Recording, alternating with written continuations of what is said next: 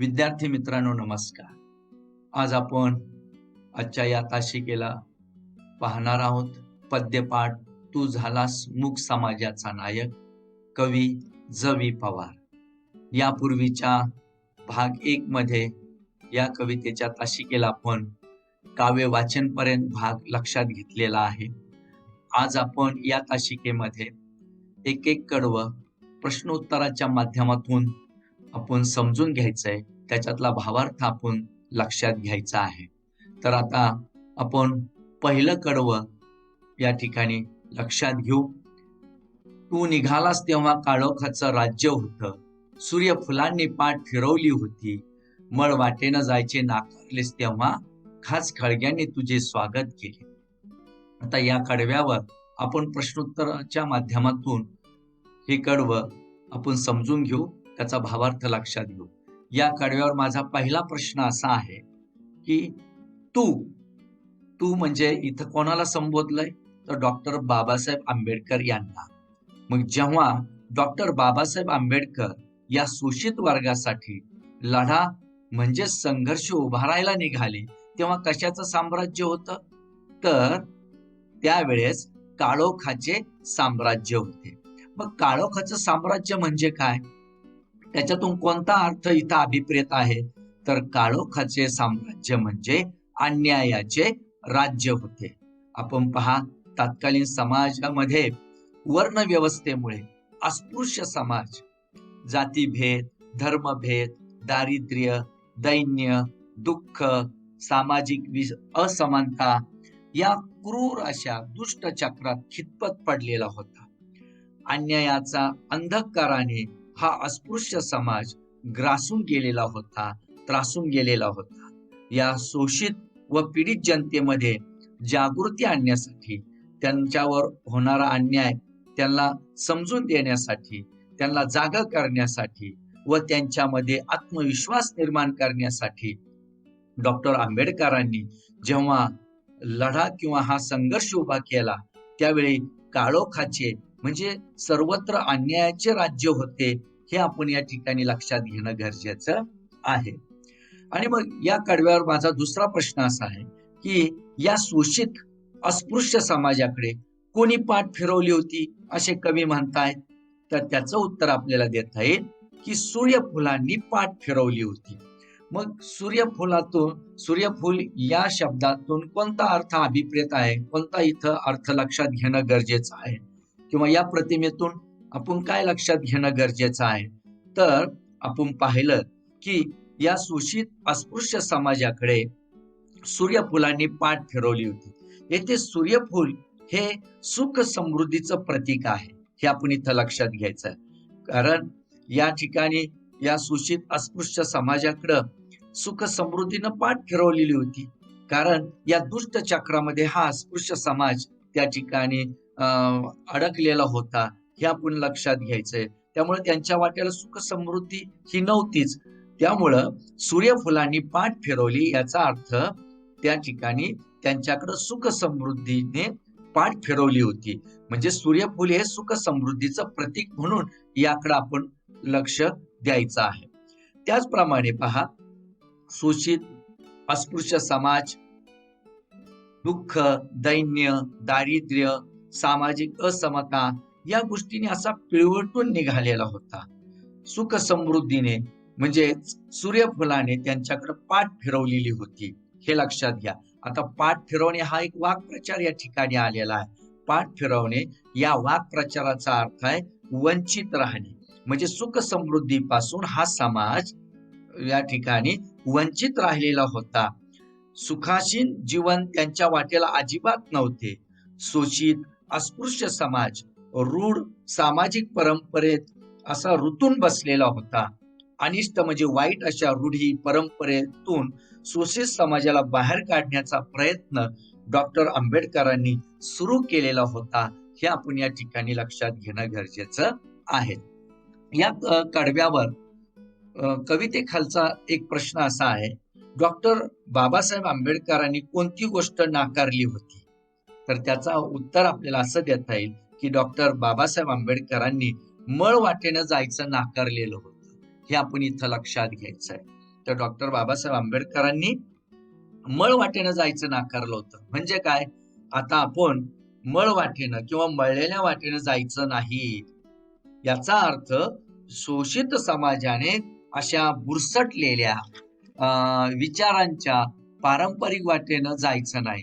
पारंपरिक अशा अनिष्ट वाईट चालीरीतीला आता आपण छेद द्यायचा. याचा अर्थ डॉक्टर आंबेडकरांनी मळ वाटेनं जायचं नाकारलं होतं, हे आपण याच्यातून लक्षात घेणं गरजेचं आहे. त्याच्यानंतर कवितेखालचाच पुढचा प्रश्न या कडव्यावर, डॉक्टर बाबासाहेब आंबेडकरांनी मळ वाटेनं म्हणजेच पारंपरिक वाटेनं जायचे नाकारले, तेव्हा त्यांचे स्वागत कोणी केले? तर त्याचं उत्तर आपल्याला असं देता येईल की जेव्हा डॉक्टर बाबासाहेब आंबेडकरांनी मळ वाटेनं म्हणजे पारंपरिक वाटेनं जायचं नाकारलं, तेव्हा त्यांचं स्वागत खाच खाळग्यांनी केलं. हे लक्षात घ्या. खाच खाळग्यांनी स्वागत केलं याचा अर्थ काय? खड्ड्यांनी स्वागत केलं, हे लक्षात घ्या. याच्यातून कोणता अर्थ अभिप्रेत आहे तो नीट लक्षात घ्या. खाच खाळग्यांनी खड्ड्यांनी स्वागत केलं याचा अर्थ मोठ्या प्रमाणात त्यांच्या समोर अडचणी उभ्या राहिल्या, कठीण परिस्थिती त्यांच्या समोर निर्माण झाली आणि अशा कठीण परिस्थितीतून त्यांच्या समोर अनेक कठीण परिस्थिती त्यांच्या समोर उभ्या राहिल्या, अनेक अडचणी त्यांच्या समोर उभ्या राहिल्या. कारण नवविचारांचा लोक जागृतीचा मार्ग हा खाच खळग्यांनी खड्ड्यांनी भरलेला म्हणजे अतिशय खडतर होता. या कठीण परिस्थितीशी संघर्षाशिवाय त्या ठिकाणी पर्याय नव्हता, हे डॉक्टर आंबेडकरांनी या ठिकाणी जाणलेलं होतं, ओळखलेलं होतं. हे आपण इथं लक्षात घेणं गरजेचं आहे. त्यानंतर पुढचं कडवं आपण लक्षात घ्यायचं. हे पहिलं कडवं तुमच्या लक्षात आलेलं असेल. दुसरं कडवं, तू झालास परिस्थितीवर स्वार आणि घडविलाच नवा इतिहास, तू झालास मूक समाजाचा नायक आणि जागा केलास उभा बहिष्कृत भारत. आता या दुसऱ्या कडव्यावर माझा पहिला प्रश्न असा आहे, डॉक्टर आंबेडकर कशावर स्वार झाले व त्यांनी काय घडविला असे कवी म्हणतात? तर त्याचं उत्तर आपल्याला असं देता येईल की डॉक्टर बाबासाहेब आंबेडकर परिस्थितीवर स्वार झाले. स्वार होणे म्हणजे आरूढ होणे, हे लक्षात घ्या. तर डॉक्टर बाबासाहेब आंबेडकर परिस्थितीवर स्वार झाले व त्यांनी नवा इतिहास घडवून दाखवला, हे लक्षात घ्या. याचा अर्थ काय? तर शोषित म्हणजेच अस्पृश्य समाजाची दुःख, दैन्य, त्यांचं दारिद्र्य या बाबतीत जी अन्यायकारक परिस्थिती होती, त्या प्रतिकूल परिस्थितीची अजिबात तमा न बाळगता डॉक्टर आंबेडकरांनी त्या प्राप्त परिस्थितीवर मात करून अस्पृश्य या शोषित समाजाला नवविचारांची प्रेरणा देऊन नवीन इतिहास घडवला. तो म्हणजे हजारो वर्ष अपमानित स्थितीत पडलेल्या या दलित, या अस्पृश्य शोषित समाजाचा स्वाभिमान जागृत केला, असं कवीला या ठिकाणी सांगायचंय. याच कडव्यावर कवितेखालचा प्रश्न असा आहे की डॉक्टर आंबेडकरांनी असा नवा इतिहास घडून ते कोणाचे नायक झाले, हे आपण लक्षात घ्या. तर डॉक्टर आंबेडकरांनी असा नवा इतिहास घडून ते मूक समाजाचे नायक झाले, हे आपण इथं लक्षात घ्यायचंय. आता मूक समाजाचे म्हणजे मूक समाजाचे या शब्दातून कोणता अर्थ अभिप्रेत आहे किंवा मूक समाज म्हणजे काय? तर मूक समाजाचे म्हणजे अन्याय विरुद्ध आवाज उठवू न शकणाऱ्या समाजाचे ते नायक झाले. नायक म्हणजे हिरो झाले तुमच्या भाषेमध्ये सांगायचं तर. त्याचा नायक या शब्दाचा अर्थ आपल्या भाषेत, व्यावहारिक भाषेत हिरो आपण असं त्या ठिकाणी घेतो. तर मूक समाजाचे म्हणजे अन्याय विरुद्ध आवाज उठवू न शकणाऱ्या समाजाचे ते नायक झाले. विद्यार्थी मित्रांनो लक्षात घ्या, वर्ण व्यवस्थेच्या जोखडात जखडलेल्या पीडित समाजामध्ये जागृती आणण्याचं महान कार्य डॉक्टर आंबेडकरांनी केलं होतं. वर्ण व्यवस्थेने नाकारलेल्या, अन्याय सहन करणाऱ्या समाजाचे, त्या जनतेचे ते नायक झाले होते. नायक या शब्दाचा अर्थ आपल्याला अजून वेगळ्या पद्धतीने घेता येईल. नायक म्हणजे नेते झाले होते, कप्तान झाले होते, अग्रणी राहिले होते, त्या समाजाच्या पुढे राहिले होते, त्या समाजाचे जे प्रेरणाते झाले होते. म्हणून नायक या शब्दाचे हेही वेगवेगळे अर्थ आपण इथं लक्षात घेणं गरजेचे आहे. नायक म्हणजे नेते, कप्तान, अग्रणी, प्रणेते, पुढारी झाले होते. डॉक्टर बाबासाहेब आंबेडकर एक उच्च विद्या विभूषित खंबीर मनाचे अस्पृश्य म्हणजे शोषित समाजाला नेतृत्व असं एक नेतृत्व लाभलं होतं. यामुळेच त्यांना मूक नायक संबोधलं गेलेलं आहे. हे आपण इथं लक्षात घेणं गरजेचं आहे. पुढचा प्रश्न आहे या कडव्यावर माझा, की मूक समाजाचे नायक होऊन डॉक्टर आंबेडकरांनी कोणाला जागृत केलं, कोणाला जागे केलं? तर मूक समाजाचं नायक होऊन डॉक्टर आंबेडकरांनी उभ्या म्हणजे संपूर्ण बहिष्कृत भारताला जागृत केलं, जागे केले. आता बहिष्कृत भारत म्हणजे काय किंवा बहिष्कृत भारत याच्यातून कोणता अर्थ लक्षात घ्यायचा आहे?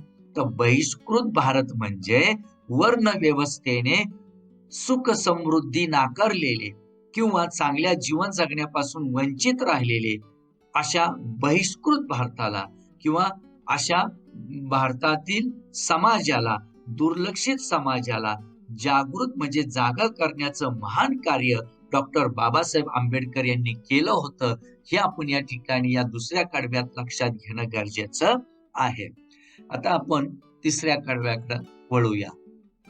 तू फुंकलेस रणशिंग आघात ज्ञानाच्या बळावर, तू तोडल्यास गुलामांच्या पायातल्या बेड्या आणि केलेस उभे चवदार तळ्याच्या काठावर, युद्धात जवानांना उभे करावे तसे. या तिसऱ्या कडव्याच्या आधारे आपण प्रश्नोत्तर आपण लक्षात घेऊन हे कडवं समजून घेऊया.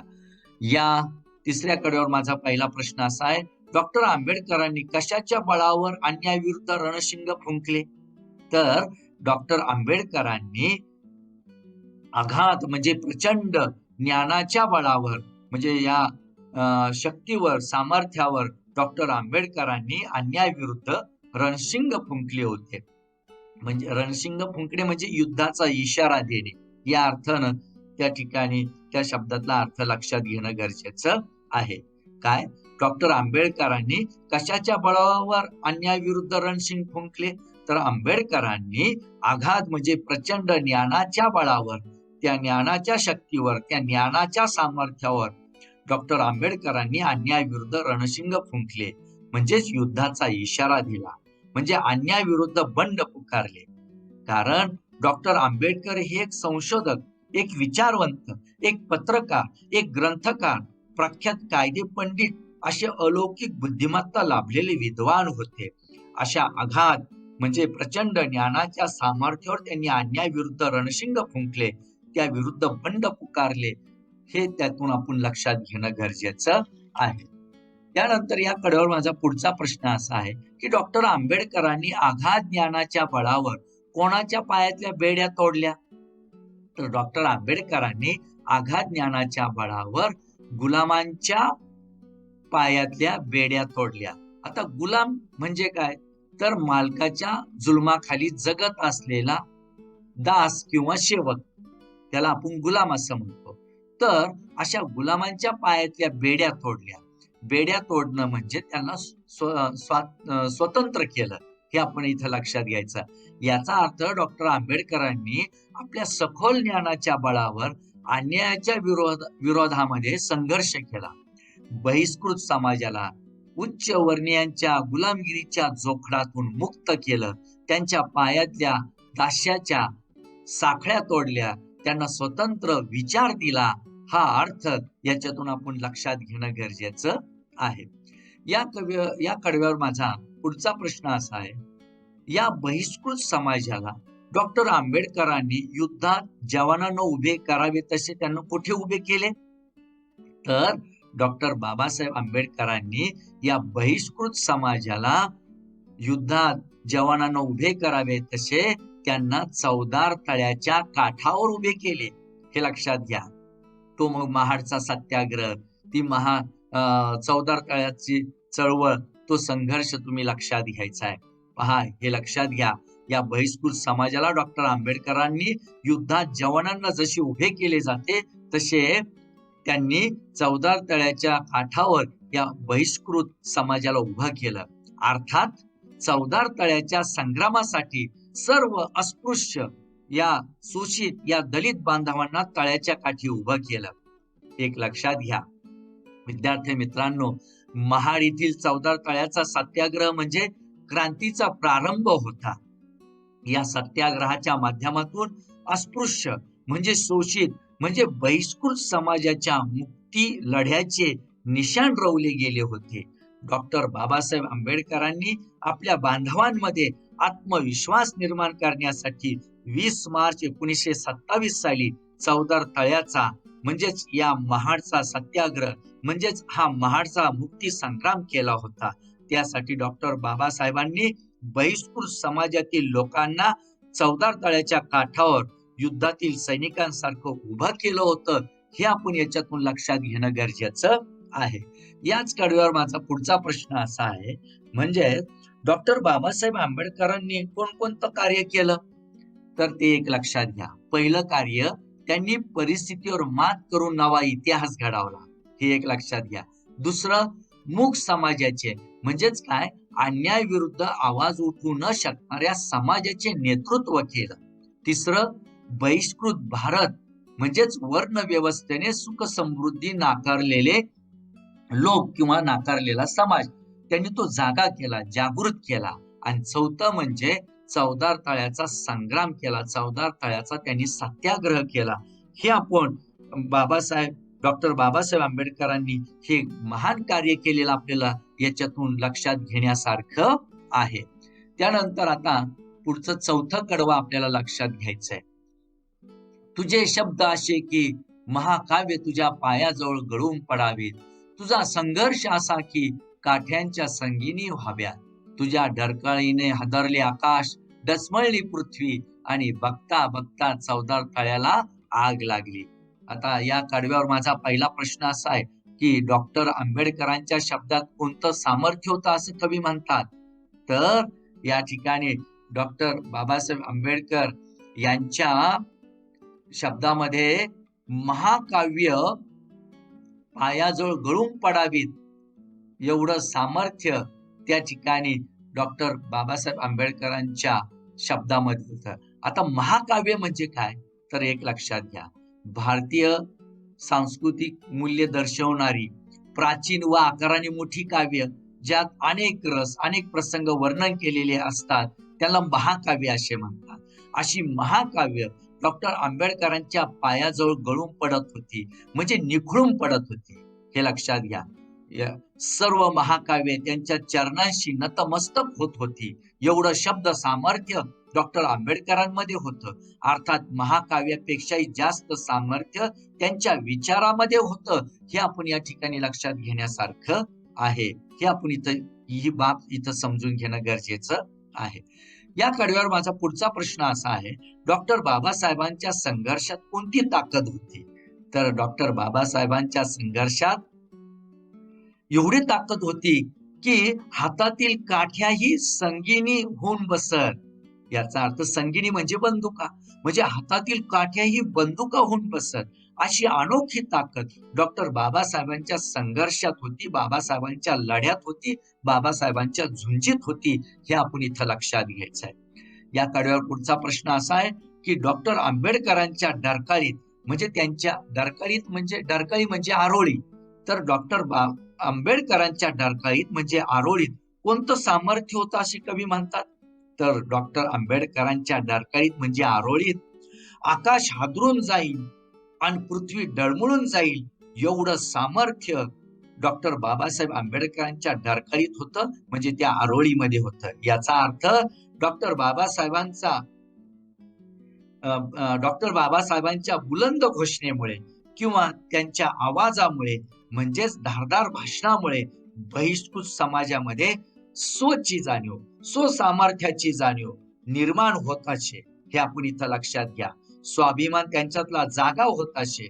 जे सामर्थ्य वाघाच्या डरकाळीत ते सामर्थ्य आंबेडकरांच्या आरोळीमध्ये होतं, त्यांच्या डरकाळीमध्ये होतं. हे आपण या ठिकाणी लक्षात घ्यायचंय. या कडव्यावर माझा पुढचा प्रश्न असा आहे, बघता बघता या सर्व गोष्टीचा परिणाम काय झाला, तर बघता बघता चौदार तळ्याला आग लागली. याचा अर्थ वर्णव्यवस्थेमुळे आपल्यावरील होणाऱ्या अन्यायाविरुद्ध संपूर्ण बहिष्कृत समाज एकवटला आणि चवदार तळ्याचा संघर्ष पेटला, त्या चवदार तळ्याचा लढा पेटला. हे आपण या चवदार तळ्याला आग लागली या शब्दातून किंवा या शब्दसमूहातून आपण हा अर्थ इथं लक्षात घेणं गरजेचं आहे. तुमच्या कवितेखालचा प्रश्न आहे पहा. तुझे शब्द असे की महाकाव्य तुझ्या पायाजवळ गळून पडावेत, तुझा संघर्ष असा की काठ्यांच्या संगिनी व्हाव्यात, या ओळीचं रसग्रहण करा, असा प्रश्न तुमच्या कवितेखाली आलेला आहे. आता रसग्रहण करायचा म्हणलं की आपल्याला माहित आहे की 3 मुद्द्यामध्ये त्याचं आपल्याला उत्तर द्यावं लागतं. 3 मुद्दे म्हणजे पहिला मुद्दा आशय सौंदर्य, दुसरा काव्य सौंदर्य आणि तिसरं भाषिक वैशिष्ट्य. तर आशय सौंदर्यामध्ये काय द्यायचं, तर आपल्याला कवितेचं नाव द्यायचं, कवीचं नाव द्यायचं, कविता कोणत्या काव्य संग्रहातून घेतली ते द्यायचं आणि त्या कवितेची मध्यवर्ती कल्पना लक्षात घेऊन थोडक्यामध्ये ते आशय सौंदर्य आपण मांडायचं आहे. काव्य सौंदर्यामध्ये जी वळ तुम्हाला दिलेली आहे रसग्रहणासाठी, तिचा भावार्थ त्या ठिकाणी त्या काव्य सौंदर्याच्या मुद्द्यामध्ये तुम्ही मांडायचा आहे. मग काय वळ दिली होती आपल्याला, तुझे शब्द जसे की महाकाव्य तुझ्या पायाजवळ गळून पडावीत, तुझा संघर्ष असा की काठ्यांच्या संगिनी व्हाव्यात. आता या ओळीचा त्या ठिकाणी भावार्थ आपण त्या काव्य सौंदर्यामध्ये मांडायचा आहे.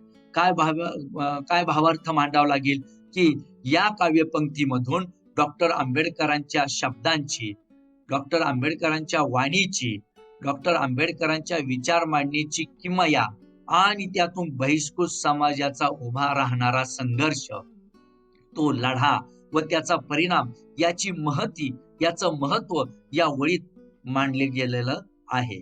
या महामानवाच्या शब्दापुढे किंवा या महामानवाच्या घोषणेपुढे महाकाव्य नतमस्तक झाली. डॉक्टर आंबेडकरांच्या शब्दाने, डॉक्टर आंबेडकरांच्या भाषणाने, आवाजाने बहिष्कृत समाज प्रभावित होऊन अन्यायाविरुद्ध एकवटला. त्यांच्या हातातील काठ्या जणू बंदुका झाल्या. त्या संघर्षात, त्या लढ्यात प्रखरता आली. संघर्ष म्हणजे आपली प्रत्येक अन्यायातून मुक्तता ही भावना या अस्पृश्य, शोषित, बहिष्कृत समाजात निर्माण झाली. एवढं सामर्थ्य डॉक्टर बाबासाहेबांच्या शब्दात आणि संघर्षात होते. हे आपल्याला या काव्यवळीचा भावार्थ या काव्य सौंदर्याच्या मुद्द्यामध्ये तुम्हाला मांडावा लागेल. आता तिसरा मुद्दा म्हणजे भाषिक वैशिष्ट्य. या संपूर्ण कविता लक्षात घेऊन भाषिक वैशिष्ट्य तुम्हाला या ठिकाणी देता येणं गरजेचं आहे. तर मग इथं काय भाषिक वैशिष्ट्य द्यायचं, तर ही जी रचना आहे कवी जवी पवार यांची, ही मुक्त छंदात्मक प्रबोधनपर रचना आहे. सामाजिक संदेश देणारी ही रचना आहे. ओजस्वी शब्दात असल्यानं कार्यकर्त्यांच्या काळजाला, त्यांच्या मनाला ती रचना भिडते. थेट विधानामुळे कवितेतील विचार परिणामकारक झालेले आहेत.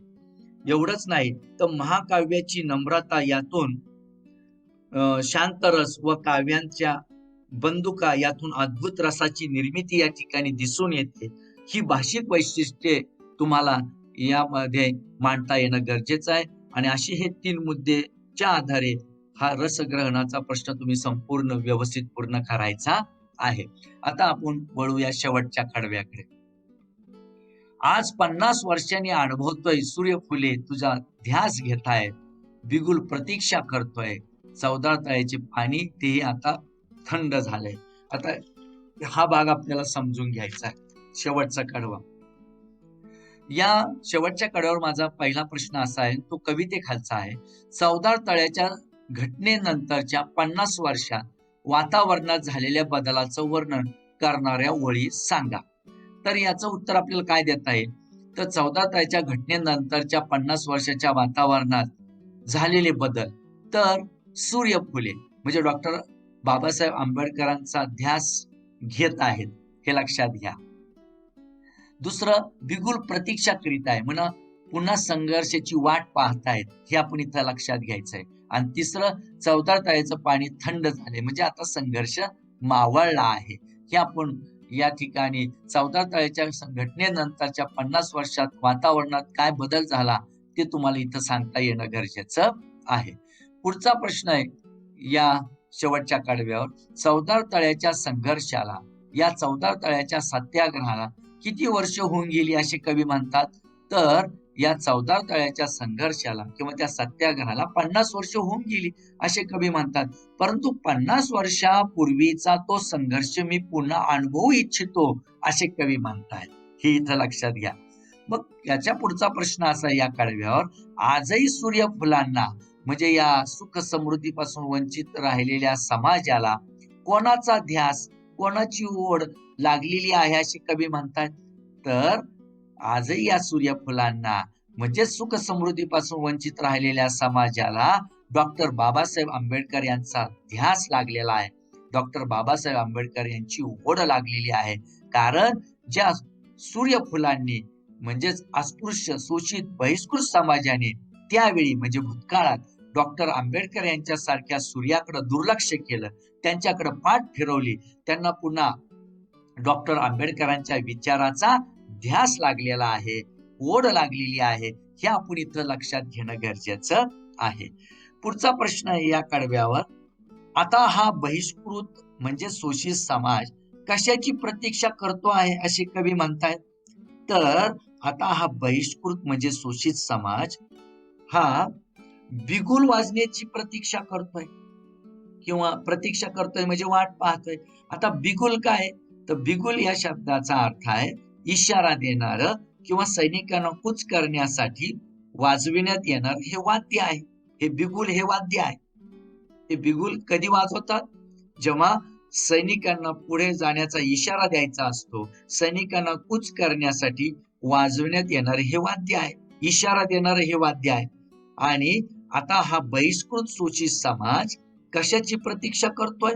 तर बिगुल वाजण्याची प्रतीक्षा करतोय, बिगुल वाजण्याची वाट पाहत आहे.